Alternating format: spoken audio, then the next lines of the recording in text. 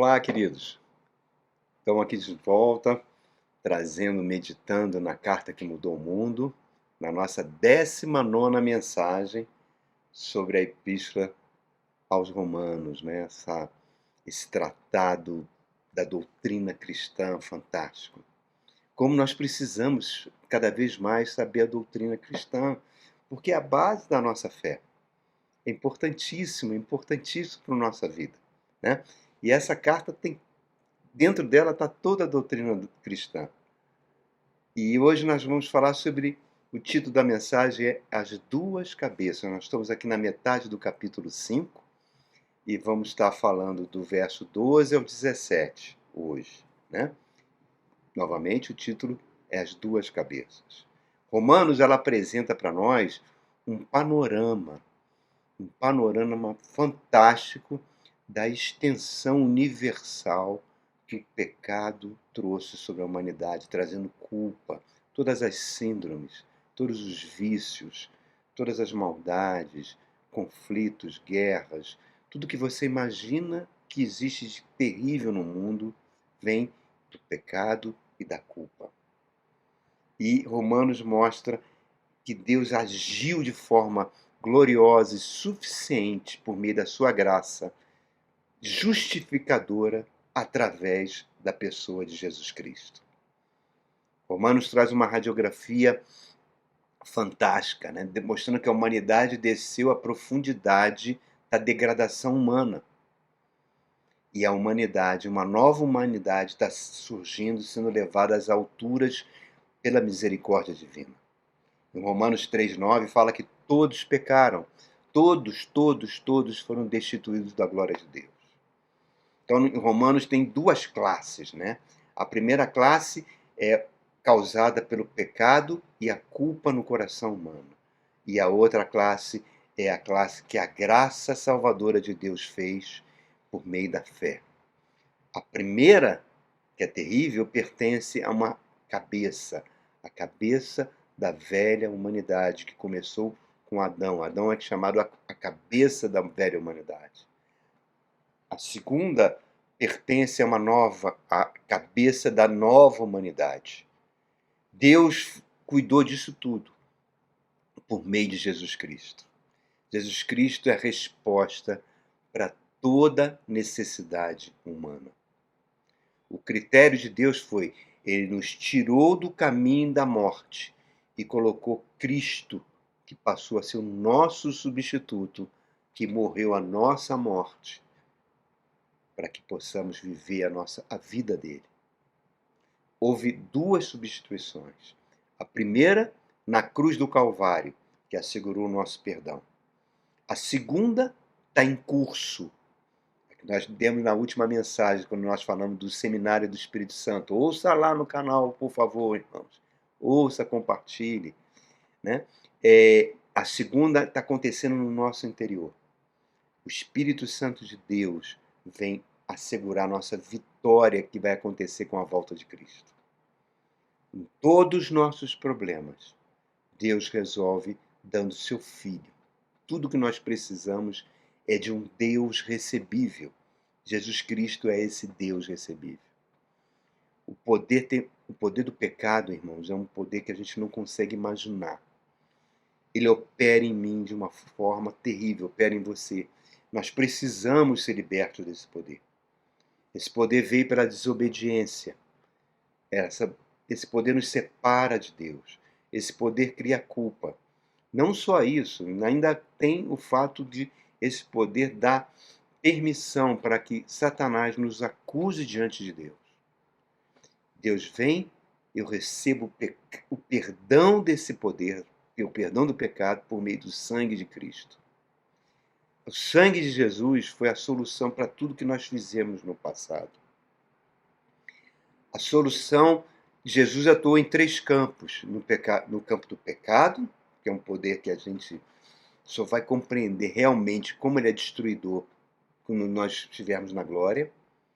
Segundo, a culpa que ele promove, tornando o ser humano esse ser alienado, completamente desequilibrado nas suas ações, e que faz que eles sejam agentes de tanta maldade e acusação de Satanás. Nesses três campos, a cruz de Cristo atuou. O sangue de Cristo resolveu o nosso problema, porque Deus olha para nós e vê o sangue de Cristo. Algo que aconteceu há 2000 anos, como Deus se move no passado, no presente e no futuro, Deus está vendo agora o sangue de Cristo sobre mim e sobre você. Eu preciso entender o valor dessa expiação que o sangue de Cristo fez em mim em relação a Deus. Quando Deus criou o sistema de sacrifícios, né, da lei mosaica para o povo judeu, onde um sumo sacerdote matava as ovelhas e o sangue das ovelhas era colocado na tampa da Arca da Aliança, o propiciatório, como propiciação para os pecados. Deus via o sangue e não o pecado do povo e perdoava o povo. Na Páscoa, quando o anjo da morte passa ferindo os primogênitos no Egito, o povo de Deus se abriga dentro das suas casinhas e passa o sangue do cordeiro na moldura da porta de entrada, na verga da porta de entrada. O povo não viu o sangue, mas o anjo enviado por Deus via o sangue. O próprio Deus via o sangue e isentava de culpa. E a morte não alcançava os primogênitos. Tudo isso é um tipo que mostra a nossa base para nos aproximarmos de Deus. É pelo sangue. Não é pela minha conduta. Eu não me aproximo de Deus porque eu faço caridades, porque eu sou bonzinho, amoroso, ou porque eu não prejudico ninguém. Não é isso que me aproxima de Deus. O que me aproxima de Deus é única e exclusivamente o sangue de Cristo. Não podemos perder esse foco, irmãos. Nunca, nunca, nunca. Hebreus 10, 19, que é o sangue de Cristo, abriu acesso ao trono de Deus. Se não for isso, irmãos, eu tenho que inventar uma religião de sacrifícios.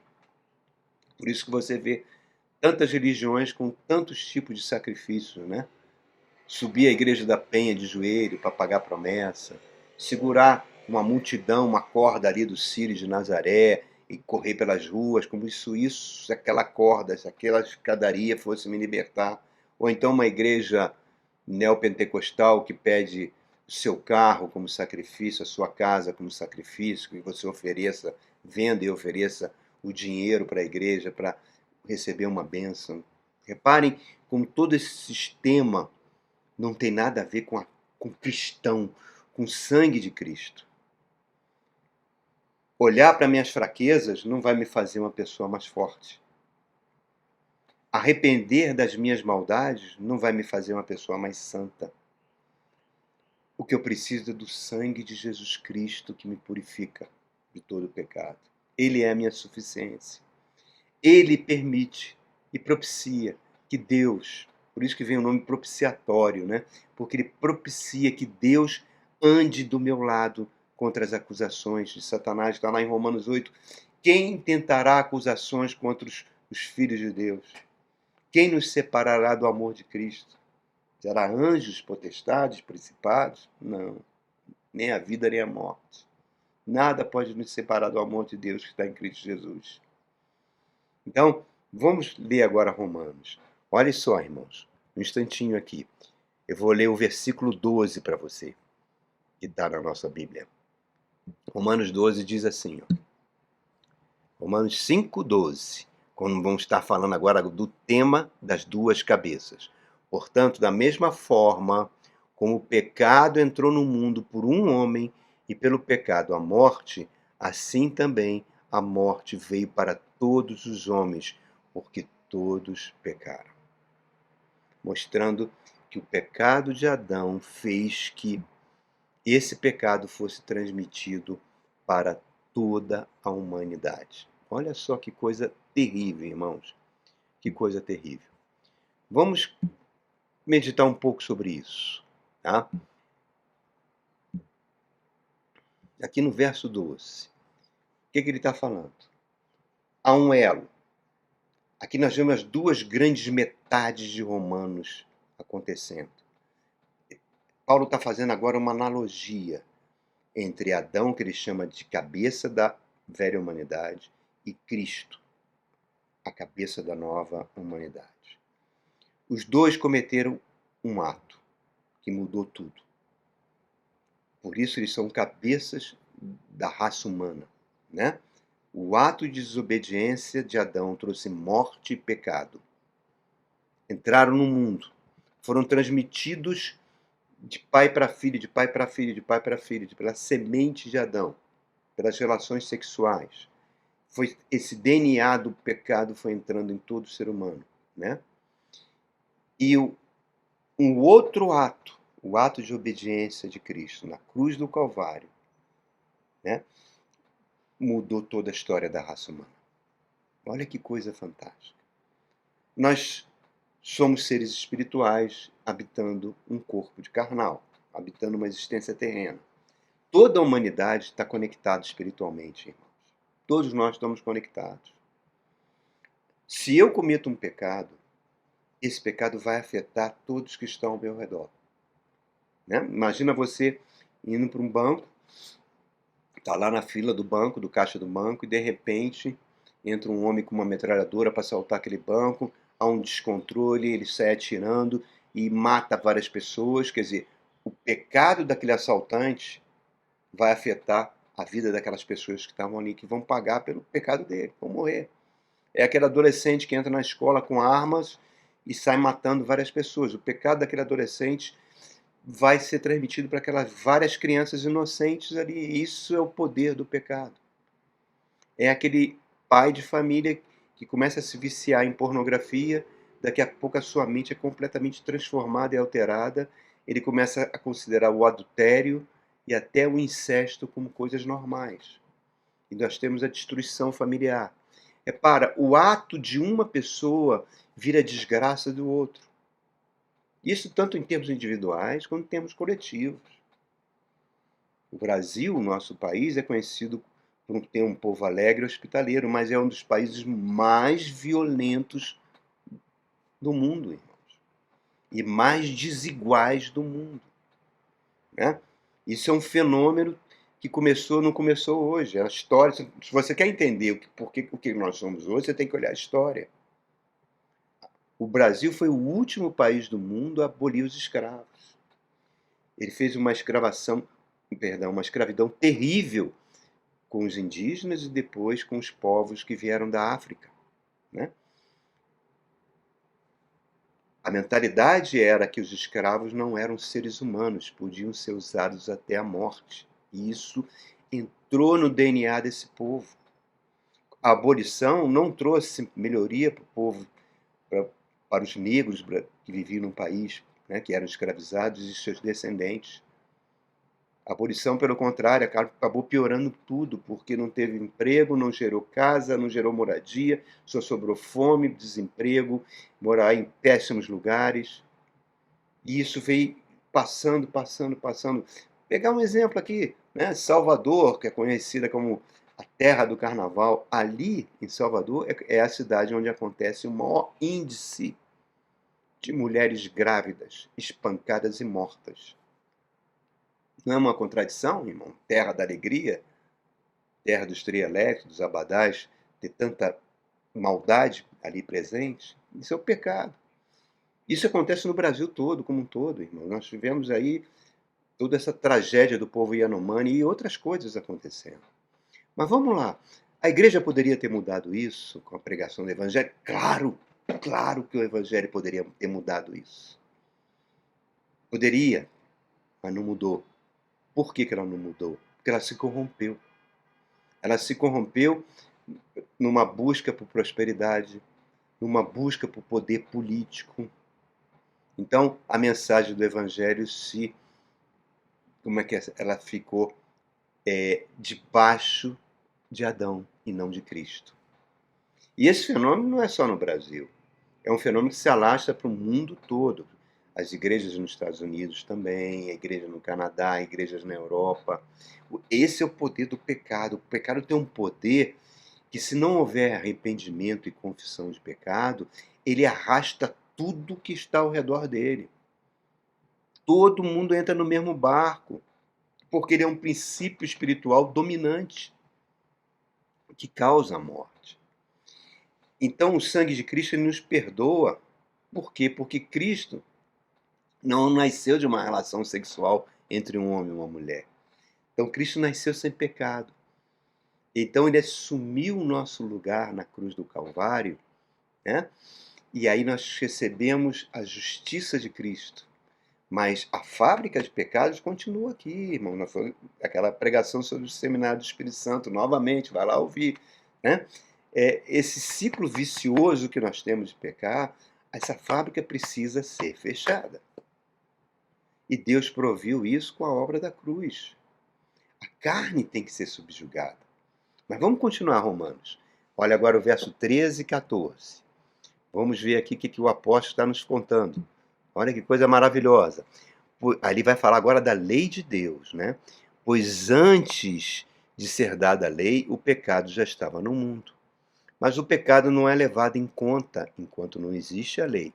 Todavia, a morte reinou desde o tempo de Adão até o de Moisés, mesmo sobre aqueles que não cometeram pecado semelhante à transgressão de Adão, o qual era um tipo daquele que haveria de vir. Entretanto, não há comparação entre a dádiva e a transgressão. Falando agora, comparando com Cristo. Pois se muitos morreram por causa da transgressão de um só, falando de Adão, muito mais a graça de Deus, isto é, a dádiva pela graça de um homem só, vírgula, Jesus Cristo, transbordou para muitos. Que coisa fantástica, irmão. Vamos destrinchar um pouquinho isso aqui. Vamos destrinchar um pouquinho. Vamos lá. Vamos ver o que o apóstolo está querendo nos dizer aqui, tá? Olha só. Repare. Ele está falando da lei que foi entregue milhares de anos após de Adão. Então, se você ler a Bíblia Sagrada, né, você vai vendo que a humanidade, a partir de Adão, foi se degenerando num nível tal que Deus se arrependeu até de ter feito o homem, enviou o dilúvio, quase destruiu toda a humanidade, só sobrou uma família, a família de Noé. A partir dali é formado uma nova geração que mesmo assim se corrompe no nível muito alto. Deus chama Abraão depois, milhares de anos depois. A partir de Abraão e seus descendentes, né? Abraão, Isaac, Jacó e os 12 patriarcas, ele vai formar o povo de Israel. Esse povo de Israel vai para o Egito, fica 400 anos no Egito, na situação de escravos. Deus tira esse povo como um forte do Egito, e depois que o povo está caminhando em direção à Terra Prometida, Deus vai dar a sua lei santa para que esse povo viva de acordo com a lei. Milhares de anos após de Adão. Até a lei chegar, não havia uma consciência de pecado. As pessoas pecavam e morriam. A morte estava lá. Mesmo para aqueles que não cometeram o mesmo pecado que Adão. Mas herdaram as consequências, como nós estamos explicando. O pecado é tão poderoso, irmãos, que ele tem uma consequência que pega todo mundo. Vê lá a história de Josué no capítulo 7, quando ele destrói a cidade que era inexpugnável, indestrutível de Jericó, e Deus dá a ordem: olha, depois que vocês conquistarem Jericó, não pegue nenhum ouro, nenhuma barra de ouro da cidade. E um soldado lá, chamado Acã, ele vai e pega uma barra de ouro e esconde. Ninguém fica sabendo. Um pecado quietinho, cometido por ele ali. Uma desobediência que ninguém sabia. Aí eles vão partir para a segunda cidade, chamada Ai. Uma cidade pequenininha, muito mais frágil que Jericó. E sofrem uma derrota terrível. Terrível. Josué fica com tanto medo, fala: Senhor, como é que nós vamos conquistar a Terra Santa se a gente perde aqui para essa cidade tão fraquinha? E Deus fala: vocês perderam porque tem pecado no meio de vós. Eu falei que não poder. Alguém roubou, pegou uma barra de ouro e escondeu. Aí eles vão descobrir e vai cair na pessoa de Acã. Quer dizer, repare, Acã comete um gesto que ninguém sabia e causou destruição e derrota de um povo, do seu próprio povo, né? Esse é o pecado, irmãos. Então Cristo teve que morrer, era o único que podia fazer isso, porque ele não tinha pecado. Ele teve que morrer naquela cruz para que esse poder que nos escraviza, fosse destruído. Quando Pilatos lava as suas mãos e diz: "Ó, estou inocente do sangue desse justo", e não estava, porque ele mandou Cristo ser crucificado. Cristo não foi crucificado por Pilatos, Cristo foi crucificado por Pilatos, por Herodes Antipas, que era o rei, pelo Sinédrio, por todos os judeus, por toda aquela multidão, pelos romanos, por mim e por você. Nós crucificamos Cristo. Lembra daquele filme do Mel Gibson, A Paixão de Cristo? Mel Gibson era o diretor. Na cena que o ator está sendo crucificado, Mel Gibson veste a roupa de um soldado romano que participa da crucificação. Ele mesmo vai lá e crava nas mãos do ator os pregos para fixar a mão dele na cruz. Porque ele estava querendo dizer com isso: eu crucifiquei Jesus Cristo. Eu também. Você também. Nós estávamos lá na crucificação. Nós participamos da morte de Cristo, para que a sua vida fizesse parte da nossa. Tem um livro muito lindo, né, chamado Diário de David Brainerd, que foi um missionário do século XVIII, Estados Unidos, quando ele vai aos índios norte-americanos pregar o evangelho. E quando ele chegava na aldeia, ele conseguia um guia ali, um intérprete, ele falava uma única mensagem: a necessidade que nós temos de arrependimento e confessar os nossos pecados, porque Cristo morreu por nós, para que a gente pudesse receber a vida dele. À medida que ele falava isso, você vê no diário, ele diz que tribos inteiras de índios clamavam, urravam e choravam, dizendo que eles tinham matado a Cristo. Que coisa, né, irmãos? George Whitefield, o grande pregador inglês do século XVIII, ele pregava para os mineiros de carvão, né, homens brutos, homens que viviam bêbados, com prostitutas, homens que tinham uma vida muito difícil, né? E quando eles saíam das minas de carvão, George Whitefield começava a pregar a sua mensagem. Eles paravam para ouvir e diz que aquele rosto preto do pó do carvão corria aquelas lágrimas brancas, porque eles choravam com a mensagem, entregavam a vida a Cristo. Chegavam até, uma vez eles chegaram a parar um trem, arrancaram o Whitefield dentro do trem para que ele pregasse para 20 mil pessoas a mesma mensagem. Qual era a mensagem? Que nós todos estávamos debaixo da ira de Deus, que nós precisamos, que Cristo morreu pelos nossos pecados, que nós precisamos arrepender dos nossos pecados, confessar os nossos pecados e aceitar a salvação que Cristo fez. A mesma mensagem, trazendo a consciência do pecado e a consciência de arrependimento. Por que essa mensagem não nos toca mais? Será que nós somos diferentes daqueles homens que viveram há 300 anos atrás? Avançamos tanto na ciência, avançamos tanto em educação e cultura, mas eu pergunto, somos diferentes? Ou continuamos as mesmas pessoas malvadas, que fazem tanta maldade, tão degeneradas? Basta você olhar a internet que você vai ver o que o ser humano é, como ele é degenerado, como a gente continua matando e odiando. Por que essas pregações não são mais populares? Por que elas não enchem mais as igrejas? As pessoas do mundo falam: eu não preciso desse tipo de pregação, de ira de Deus, isso é coisa de fanático, eu pago meus impostos, eu sou bonzinho, não faço mal a ninguém, faço caridade. Não venha falar dessa coisa de ira de Deus, é fanatismo. Ok. E os crentes? Ah, não, nossas pregações é a marcha de Jesus, determine, conquiste, seja próspero. Não venha falar sobre arrependimento e pregação de confissão de pecado. Ninguém quer a fim de ouvir isso, não. A tua igreja vai ficar vazia, pastor. Não vai ter ninguém lá. É realmente, irmãos. Hoje é tempos dos empresários sonegadores de Deus, né? Hoje é o tempo dos blocos de carnaval gospel. E assim por vai.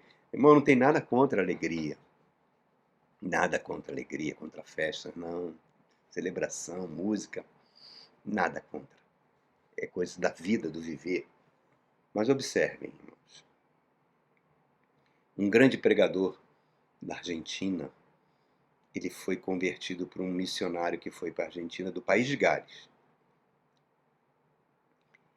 E ele fundou muitas igrejas depois que ele se converteu. E no auge lá do seu ministério, ele quis visitar o país de Gales. Ele falou, nossa, eu quero visitar o país do missionário que me levou a Jesus, porque as igrejas devem ser cheias de avivamento lá. Quando ele chega, se decepciona, porque muitas igrejas do país de Gales tinham virado bares, boates, hotéis. O que isso nos mostra, irmãos? Que a salvação é algo individual. Nem os meus filhos, nem os seus, nada que eu possa fazer vai garantir a salvação deles. É uma decisão que eles têm que tomar. Então, irmãos, nesse mundo nós vamos estar travando o tempo todo combates terríveis contra a nossa natureza, que é inimiga de Deus, que não consegue se submeter à lei de Deus, contra o nosso ego. E eu preciso da obra da cruz. Aquela obra que aconteceu há 2000 anos atrás continua trazendo benefício para mim hoje, por meio de quê? Por meio da fé. Eu me identifico com a morte e com a ressurreição de Cristo. A verdade mais gloriosa. Adão foi o primeiro cabeça da humanidade. O pecado dele me foi imputado, mas Cristo, o segundo cabeça, a justiça dele me foi imputada. Essa é a glória do Evangelho. Cristo é o cabeça de uma nova humanidade no qual eu fui incluído. A obra de Cristo nunca vai parar, até a volta dele. A obra de Cristo está sendo conduzida em mim pelo Espírito Santo. A cruz é a ferramenta de Deus para que a gente possa refletir a imagem do homem celestial. Olha só, irmão. Olha o que eu vou ler para você na Bíblia, a mensagem. Um trecho que está na primeira carta aos Coríntios, capítulo 15, a partir do verso 45 até o final. Ouça só, queridos, que coisa fantástica. Para prosseguir, devemos voltar a atenção para as Escrituras. O primeiro Adão recebeu a vida. Cristo, o último Adão, é o espírito doador de vida. A vida física vem primeiro, depois a espiritual. O início se dá na terra, o desfecho se dá no céu. O primeiro homem veio da terra, e daí em diante os seres humanos são chamados de terrenos. O segundo homem veio do céu, e por isso seremos celestiais. Assim como somos o reflexo do que está em nossa origem terrena, seremos o reflexo do nosso desfecho celestial. Amigos, eu preciso enfatizar que a vida natural, terrena, não nos leva ao reino de Deus. Sua própria natureza é morrer, portanto, ela não poderia terminar naturalmente na vida do reino, que dura para sempre. Mas eu quero compartilhar algo maravilhoso, um mistério, que talvez eu nunca entenda totalmente. O apóstolo Paulo falando, hein? Nem todos os cristãos vão morrer, mas todos serão transformados. O toque da última trombeta soará, num piscar de olhos, e o fim chegará. Ao sinal da trombeta celeste, os mortos se levantarão para nunca mais morrer, pois a morte perderá o seu poder. Do mesmo modo, todos nós seremos transformados.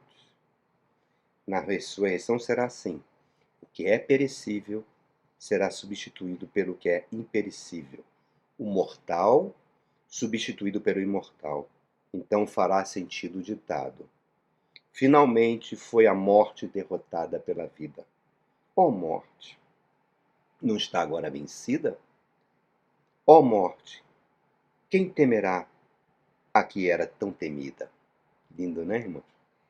Foi o pecado que tornou a morte tão terrível. Foi o código legal da culpa que conferiu ao pecado sua influência destruidora. Mas agora, graças a Deus, que por um só ato vitorioso da vida, Derrotados estão o pecado, a culpa e a morte. E tudo graças ao nosso Senhor Jesus Cristo. Diante de tudo isso, prezados amigos, permaneçam firmes. Força! Nada de desânimo. Dedique-se inteiramente ao trabalho do Senhor, pois nada do que fazem para Ele jamais será perda de tempo. Uau! Isso é demais, irmãos. É demais. Então, agora vamos fechar Romanos 15:17. Diz assim: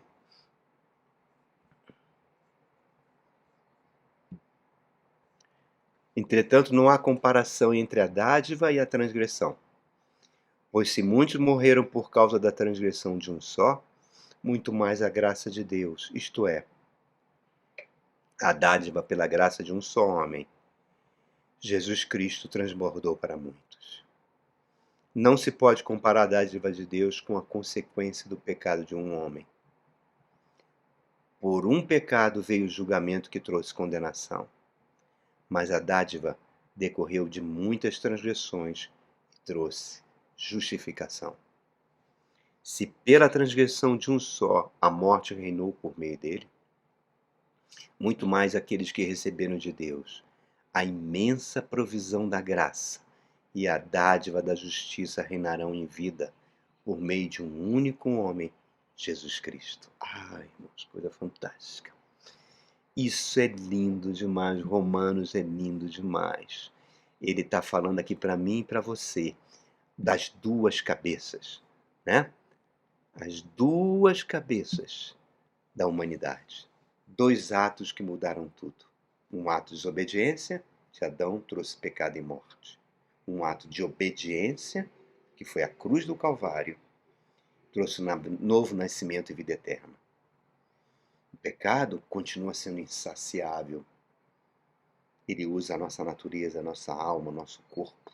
Basta você ligar a internet, eu já falei isso, para você ver como ele é insaciável. Ele é egoísta. Ele gira em torno de mim mesmo. Ele não quer ceder aquilo que Jesus fala, né? Se alguém te pedir, ceda a sua capa, ande 2 milhas, ofereça outra face para quem te bate. Não, o pecado não quer nada disso. O pecado é avarento. O pecado não gosta de dar. Ele é incomparável diante da dádiva de Jesus Cristo. O ato de Adão trouxe juízo sobre toda a humanidade. A condenação. O ato de Cristo na cruz trouxe uma dádiva e justificação. É um contraste total. Na nossa mente, o pecado trouxe condenação, né? O pecado trouxe traição, o pecado trouxe tanta maldade, né? E a gente fala, quanto mais pecado, será que mais julgamentos nós vamos sofrer? A graça tem uma operação aritmética diferente. Um único milagre na cruz do Calvário ultrapassa completamente a compreensão humana. Todos os pecados acumulados, a culpa de todos os tempos, vão receber a dádiva gloriosa, graciosa de Deus. A cruz levou a raça adâmica, eu e você, embora e trouxe uma outra raça, uma raça celestial. Olha, irmãos. A cruz é o poder de Deus que nos transfere de Adão para Cristo. A cruz em mim, por meio do Espírito Santo, é aquilo que Paulo fala, me identificando com os sofrimentos de Cristo, efetua o morrer diário do nosso ego. O processo é doloroso, mas a recompensa é maravilhosa. E podemos colher as bênçãos já nessa vida. Quanto mais a gente tem comunhão com o Pai, mais você tem paz. E mais você entende que todas as coisas colaboram para o seu bem. O justo vive pela fé. Nós somos co-herdeiros com Cristo, né? É uma coisa tão sobrenatural essa vida. Vê aquela pescaria de Pedro. Pedro é um profissional da pesca. Conhece tudo sobre pesca, sobre peixe.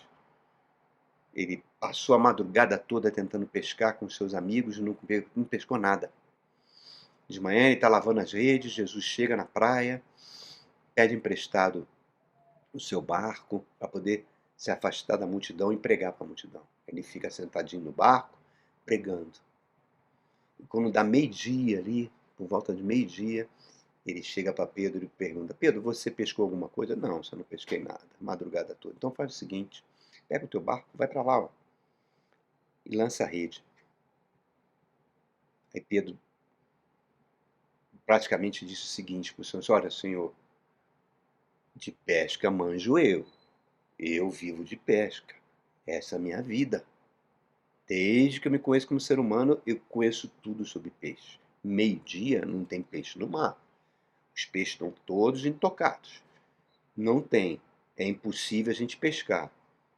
Mas, pela tua palavra, nós vamos. Ele foi, chamou os amigos, pegou o barco, se lançou lá no meio do lago da Galileia e lançou a rede. E o homem celestial, o cabeça da nova humanidade, o último Adão, o Cristo, o poder que Adão tinha e perdeu, ele tinha um poder sobre toda a criação e perdeu por causa do pecado. Esse poder está em Cristo. O homem celestial dá uma ordem para todos aqueles peixes ali, ó, que estavam intocados, correrem para a rede de Pedro, encherem a rede de Pedro e quase que o barco foi a pique. É a nova vida. É a nova vida que está pulsando em mim e em você, irmãos. Jesus dá o toque. A nova vida de entregar tudo para o Cristo. Tudo que somos, tudo que temos, e Ele nos devolve muito melhor. O Pai olhou para a humanidade de Adão, mergulhada no império das trevas, e falou: vou transferi-la para o reino do Filho do meu amor. Fomos transportados para o reino de Deus. Somos súditos. A morte não vai nos dominar. Podemos morrer, mas ela já perdeu. É apenas um até breve. Esse corpo de pecado vai morrer e eu vou voltar em glória igual ao Cristo. Dominarei com Cristo. Reinaremos na nova vida com Cristo, no nova terra, no novo mundo. Agora não estou preparado para isso. Esse pecado ainda habita em mim. Ainda tem uma fábrica de pecado aqui. Mas a obra da cruz é que está me preparando. E vou fazer uma analogia aqui muito breve para encerrar essa mensagem. Uma historinha. História com E, né? Um homem foi para um antiquário e estava lá procurando uma peça bonita. Nisso ele viu uma xícara de porcelana com fios de ouro, uma porcelana tão fina que parecia um espelho, um vidro de tão bela, que refletia o rosto desse homem. E ele, nossa, que chamou o dono do antiquário falou assim: olha, é uma das peças mais caras que nós temos. Ela vem de uma dinastia chinesa, extremamente antiga. E ele ficou apaixonado por aquela xícara. O dono do antiquário saiu e ele começou a conversar com a xícara. E falou: xícara, por que você é tão bonita assim? E a xícara resolveu conversar com ele. Falou: não era assim não. Eu não era bonitinho assim não. Quem me fez pela primeira vez, ele me fez, olhou, me moldou ali a partir de um tipo de barro especial e colocou ali uns desenhos, mas olhou para mim e falou: tá bom. Me pegou e colocou num forno. E eu gritava: ai, tá muito quente, tá muito quente. Ele me tirou de lá, raspou, continuou me lapidando, pintando. Depois, agora eu fiquei linda. Ele: não, tá bonita não. Me botou no forno de novo. Eu gritava: ai, ai, ai. E assim foi. Quantas vezes ele cada vez me embelezando mais, me botando no forno da tribulação, me embelezando e botando no forno da tribulação. Até que no final eu fiquei assim. Ele olhou para mim e viu o seu rosto refletido em mim. Por isso que eu estou tão bonito. Nós somos essa xícara, irmãos. O Espírito Santo está nos colocando de vez em quando no forno da tribulação. E nós vamos cada vez mais parecendo com Cristo. Para um dia ele olhar para nós e ver a imagem do seu Filho refletida em nós. Oh, coisa linda! As duas cabeças da humanidade. Deus te abençoe ricamente, querido. Até o próximo encontro.